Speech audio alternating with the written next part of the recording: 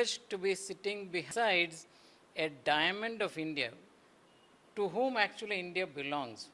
Because generations back from him, we are here because of him, Mahatma Gandhi.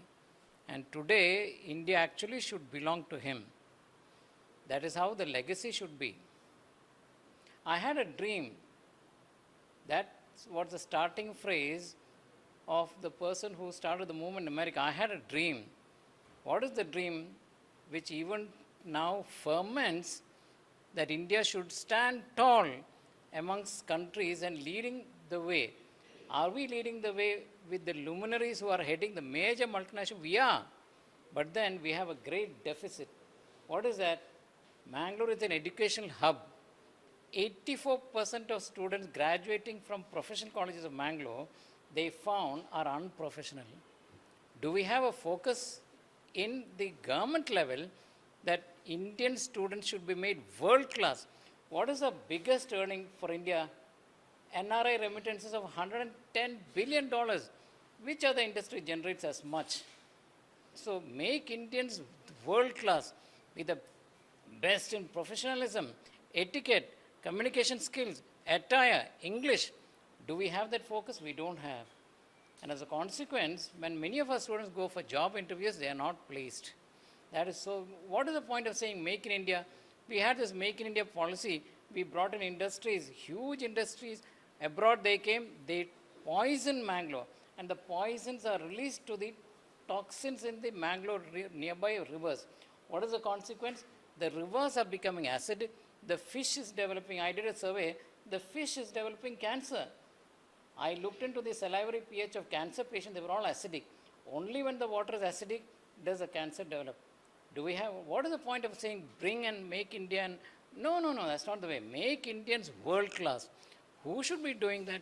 The lineage of Mahatma Gandhi, Sir Tushar Gandhi, who should actually take the reins and make India world class? Are many of the people migrating to from various countries to America, are they world class? No, they are not. Because I've had the good fortune to go there. And if we have a central philosophy, we had a certain philosophy by Narayan Murthy of Infosys, and he said, make our profession fantastic. So we need to have a policy shift. And once we do that, India will stand tall, and shortly, it is not the BRIC, Brazil, Russia, India, China, no. It is India who will stand tall, because many of the countries have lost focus. Look at the collapse of Japan. Look at the collapsing of happening that is in China. Look at the turmoil in the United States. But India, there is a certain stability. It is now up to us to take hold the reins and take it gallantly forward and make us stand tall. Thank you, Paul, for this brief time. I hope I have touched your heart, sir. Thank you for the kind attention, and thank you so much. Thank you. Very much. Only one disagreement with you. I think India's greatness would only be achieved in a form of collective leadership. Like my great-grandfather talked about trusteeship. I think in every sphere in India, we need the ideology of trusteeship to be foremost. And if we do work that way, whether it is administration or education or industry or business, only when it is run on the principle of trusteeship will we be able to ever achieve true greatness, because in India the greatness will be achieved when we create a society which is equal in every sense. Yes. Unfortunately, what in the last 75 years, what we have done is a very unequal society full of disparities. Yes. And that is what is making, where on one side we have billionaires, the other side we have a huge percentage of humankind that lives on a subsistence level. True. And that is where the country is unable to rise as steadily and achieve heights that can be. So I think the only salvation for India is in embracing trusteeship in all its forms. Absolutely. Good evening. I'm Vineetha. I worked for 34 and a half years as a teacher at School of Social Work, Roshni Nilaya, Autonomous College, affiliated to Mangalore University. Today I'm very privileged to have a discussion with Sir Tushar Gandhi. Thank you for this beautiful opportunity. And today's theme given is small actions with greater purpose. When I was listening to the discussion, I was feeling that still we can do so much. So recently I am retired. I would like to talk about small little things as a teacher, what I could do for my students with which I could see the change in the students and the family has benefited from that. One small thing in the beginning of my teaching, what I observed is that mainly students coming from the rural area, especially without knowing the communicative English language, they used to find it very, very difficult. They used to feel inferior. They would not understand what is taught in the class because of this language. So during such time, after class hours, we used to sit with students, provide them with the books which they could understand, help them to simplify that book, and individually we would sit with them and help them to understand the lessons. One more thing that I observed is that though rural area students are really talented, but just because of their inferiority, looking at the city life, their way of dressing and all that, so I used to motivate them to get involved in a lot of activities where I used to provide them a lot of opportunities. Through that opportunity, they come forward. For example, maybe they may not get a stage for college day, but I would take them for a street play with a theme. So in front of a small audience, they get an opportunity, and that's how and when they reach the final year, they come to the college day or Nehru Maidan, anywhere, they are capable of performing because of the small little opportunities as a teacher. I think teaching profession is the best profession where we can give lot of opportunities for young minds to grow and help them to grow. One more thing that I found as a teacher, many students were finding it difficult, especially in our college, I have seen, finding it difficult to pay the fees. You won't believe there are so many students who do not pay the fees, but still they continue in the college. So we identify especially such students and try to help them out, maybe sometimes personally, sometimes would get the sponsorship, and see that no child leaves the college for the sake of lack of financial resources. Then, one more thing that I observed, I was teaching in the degree college. And then what I observed is that when the PUC result come, usually +2 result come, I always was upset about that. Many students committing suicide. And on the day of the result, I used to be there in any one government college and searching for students and parents who are crying there and don't know what to do. And my main idea was to get them, you can do something better, come, we will go. I used to take them to my college, sit with them and prepare them for the next exam, and many students have cleared their PUC because of that mentoring and the tuition which was given free of cost. College was also supportive. We could use the premises, we would give expert teachers, we would give them help to clear their examination and then do something further. Otherwise, usually we used to see such students think that's the end of their life, and sometimes they would end up in BD rolling or something else. So that is the satisfaction that I have got. Then one more thing is that during the COVID time, really our students had a tough time. Even so many students were there in different states, they could not write the exam. So we could manage their exams from their place with the permission of the university. Even our students wrote their exams in foreign countries and they could clear the exam. That was the greatest satisfaction. One small little help that we could extend could help the students to complete their education with happiness.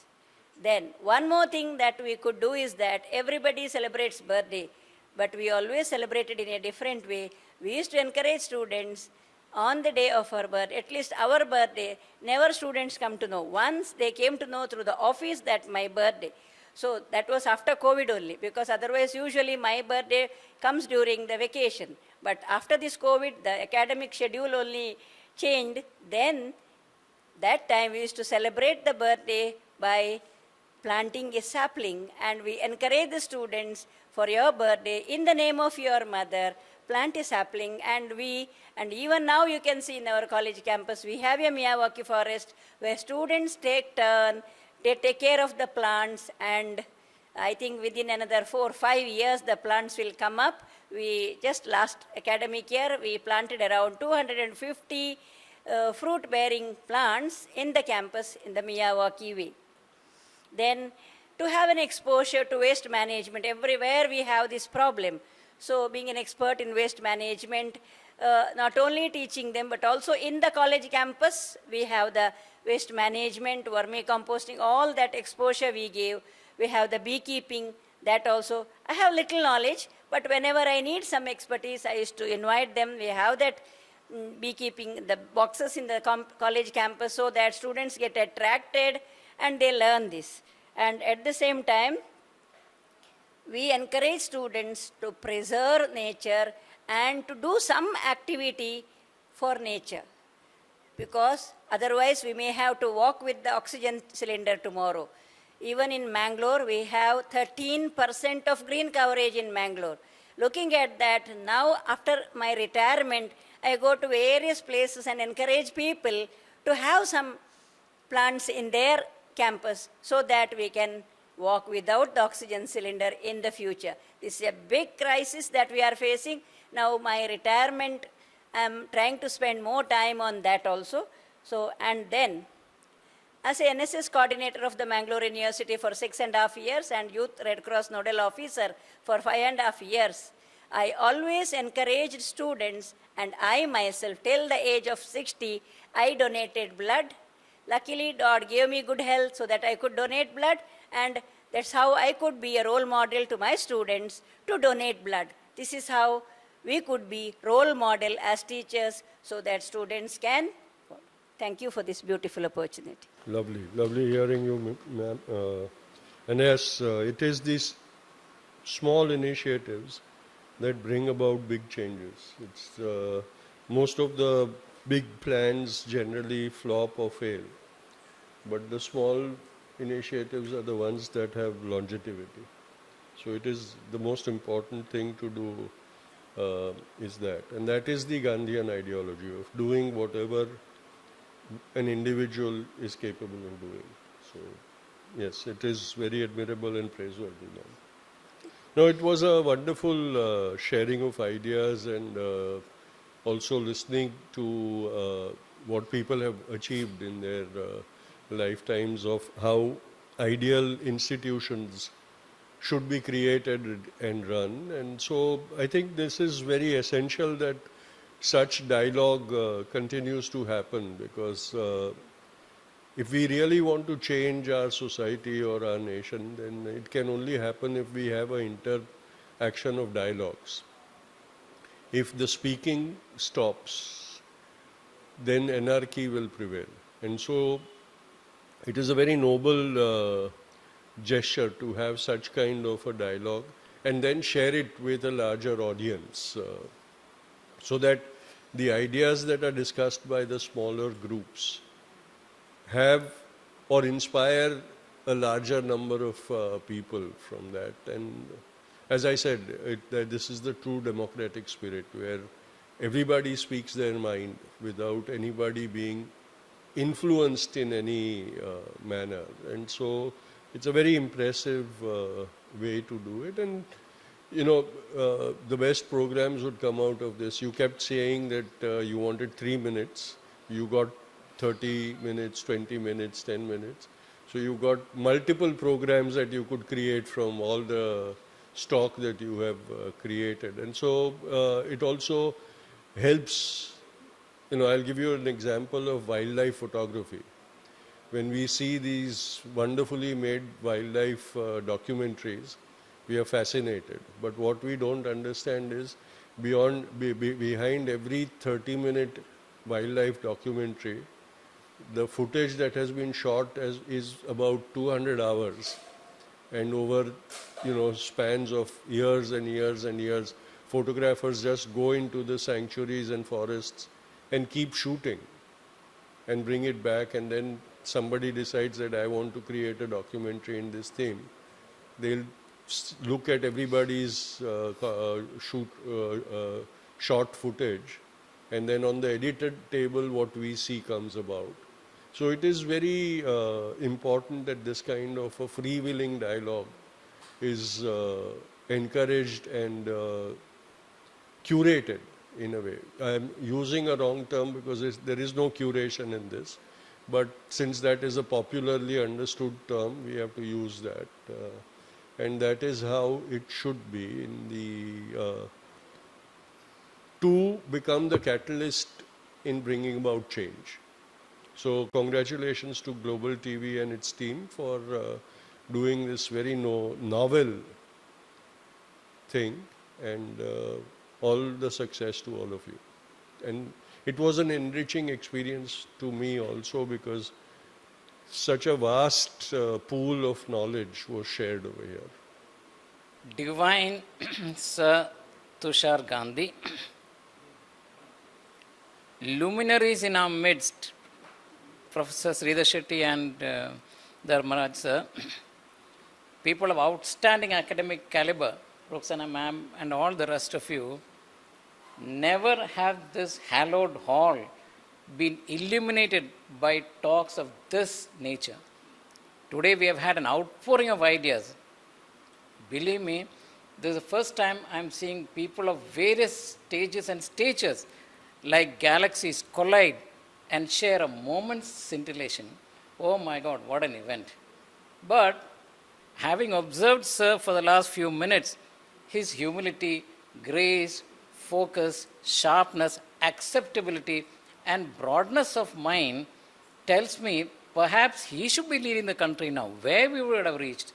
I know these are dangerous words, but still, sir, we have a chance. We still have a chance because India stands on the threshold.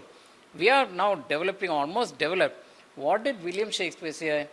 There comes a time in the life of every person or a country, a wave, which when grabbed by its horns takes it to incredible heights. We are now on a wave, and it is up to Sir, I hope, to grab it by its horns and to take it into the far greater future that we richly deserve. Thank you so much, sir. Thank you.